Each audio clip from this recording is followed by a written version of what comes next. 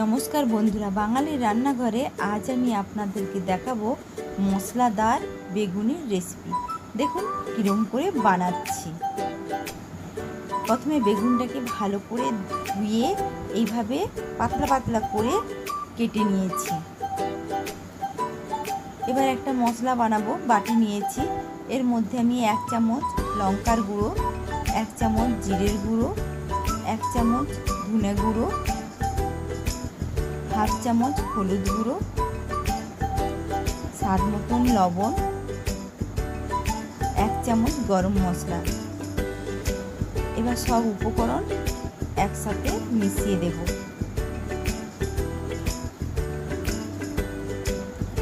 এইভাবে আমি মিশিয়ে নিয়েছি। এবার বেগুনের উপরে এইভাবে করে ছড়িয়ে দেব, দিয়ে ভালো করে এপিট ওপিট করে মাখিয়ে নেব।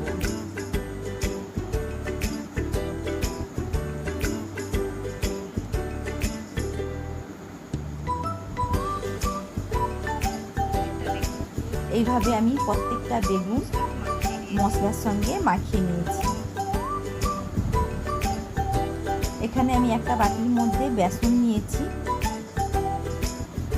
এর মধ্যে স্বাদ মতন লবণ দেব, 1/2 চামচ হলুদ গুঁড়ো দেব, আর একটা ডিম ফাটিয়ে দেব।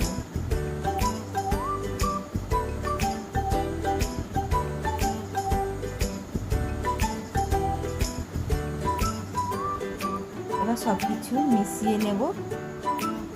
মিশানো হয়ে গেলে এর মধ্যে জল দেব, অল্প পরিমাণে জল দিচ্ছি, দিয়ে ভালো করে একটা ব্যাটার বানিয়ে নেব। দেখুন বন্ধুরা, এইভাবে ব্যাটারটা বানিয়ে নিয়েছি। এবার যে বেগুনটা মাখিয়ে রেখে দিয়েছিলাম বেসনের মধ্যে ডুবিয়ে তেলে দিয়ে দেব।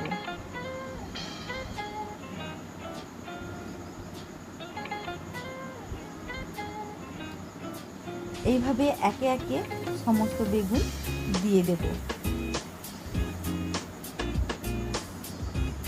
গ্যাসের আঁচটা আমার মিডিয়াম থাকবে।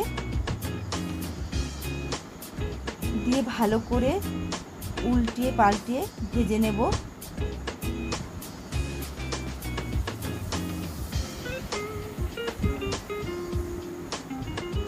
খুব একটা বেশি ভাজবো না, ঠিক যখন আমার গোল্ডেন কালার এসে যাবে ভাজাটা, তখন আমি তুলে নেব।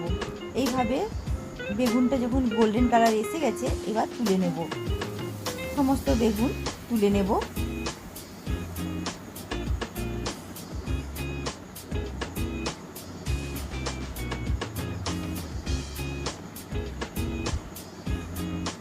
আরও যে বেগুনটা ছিল সেগুলো এইভাবে বেসনের মধ্যে ডুবিয়ে আবার তেলে দিয়ে দেব। এইভাবে করে প্রত্যেকটা বেগুন দিয়ে আমি ভেজে নেব। এখানে আমি বেগুন দুবার ভাজবো, তাই এখানে প্রথমে হালকা গোল্ডেন কালার করে নিয়ে আমি তুলে নিয়েছি। এবার এটাও যখন হালকা গোল্ডেন কালার হয়ে যাবে তখন তুলে নেব।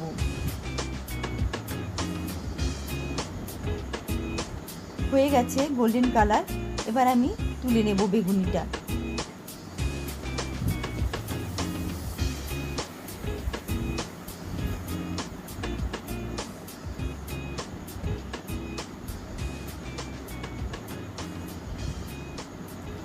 আগে যে বেগুনটা ভেজে রেখে দিয়েছিলাম সেটা এবার তেলের মধ্যে দিয়ে দেব।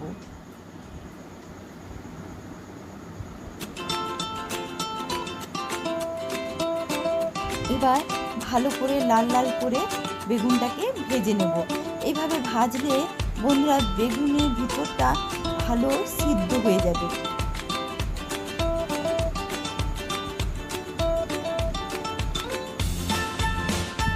এভাবে আমি লাল লাল করে ভেজে নিয়েছি। এবার তুলে নেব।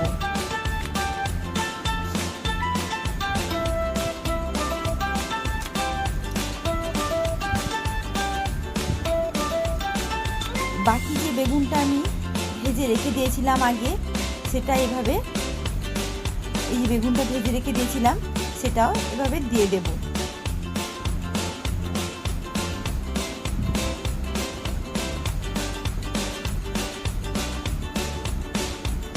এবার এই বেগুনটাও লাল লাল করে ভেজে নেব। ভাজা হয়ে গেছে, এবার তুলে নেব।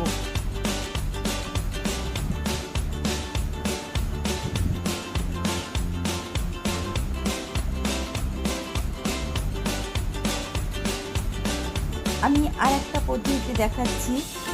এবার এই বেগুনটা একেবারে লো রেখে গ্যাসের আঁচটা, তারপরে এভাবে করে আস্তে আস্তে করে ভেজে নেব। এবার ভালো করে লাল লাল করে ভেজে নেব।